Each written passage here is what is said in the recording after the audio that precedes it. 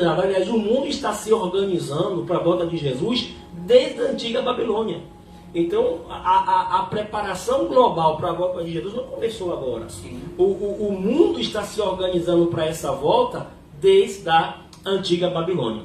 Certo, certo. Mas quando o texto ali ele afirma que, ele diz assim, que não ignores, né, sobre a volta de Jesus, nem por carta, nem por epístola, como se o dia do Senhor já estivesse perto.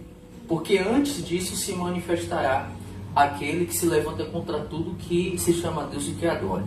A gente sabe que no período da igreja primitiva, esse espírito, que é o espírito do anticristo, já estava operando no meio da igreja, mas ele não tinha se manifestado. Então, a igreja, segundo esse texto aqui, que eu consigo ver, que a igreja ela não pode ser retirada antes que se manifeste aquele que se chama o filho da perdição, o filho do pecado, né? A saber ali, o anticristo.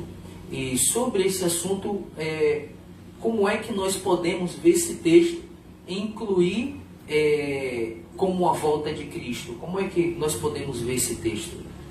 Pronto, aqui também vai para interpretação. Aqui nós temos um grande problema de interpretação de como nós vemos a escatologia. A diferença entre pré e meso, por exemplo, e mid-tribulacionista e pós-tribulacionista, melhor dizendo, que meso e mid é a mesma coisa. O que acontece, gente? A volta de Jesus é real. Certo. O anticristo é uma figura, para a maioria de nós cristãos, real também.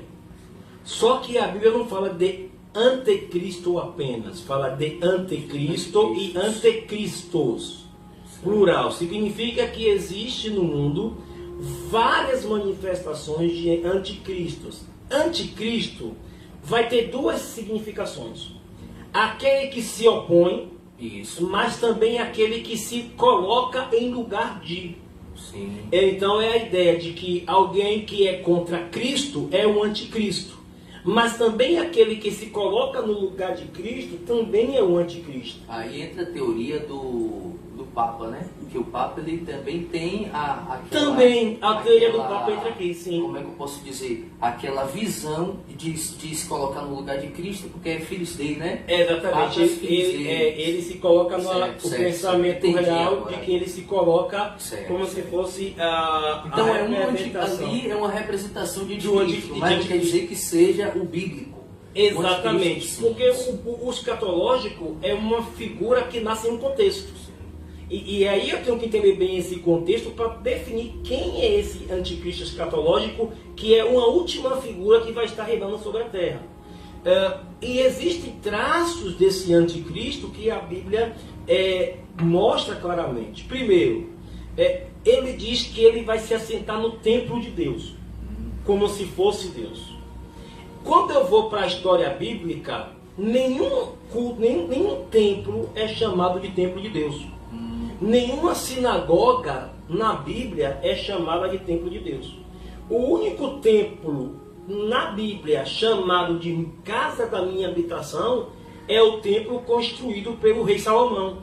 Da segunda cruz. É o templo de Jerusalém. Esse é o único templo que a Bíblia chama de templo de Deus, de casa da minha habitação. Nenhum outro templo, nenhum outro lugar. Não é aquele templo lá do Edir Macedo, não. Não, é o templo original, é o templo bíblico. Certo? Então, esse templo é a casa de Deus. Então, o primeiro sinal é que o anticristo vai estar lá, nesse templo de Deus. A construção escatológica aponta para isso. Hoje tentam negar, mas se a gente for ler o texto literalmente, está lá bem claro, ele vai se assentar no templo de Deus como se fosse Deus, e abre aspas, ele vai se opor a tudo aquilo que é adorado.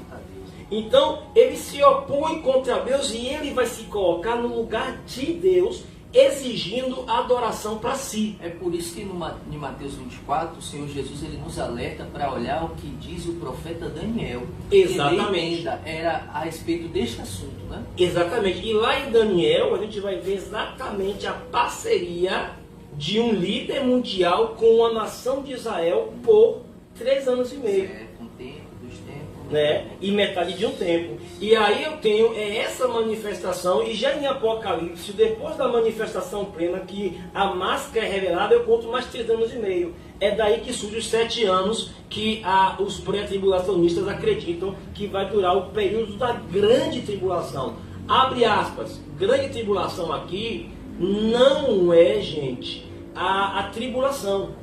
Porque tribulação nós passamos. Jesus falou, no mundo tereis aflições, tem de bom ânimo, porque eu venci o mundo. A grande tribulação é um período que, segundo a Bíblia, nunca houve.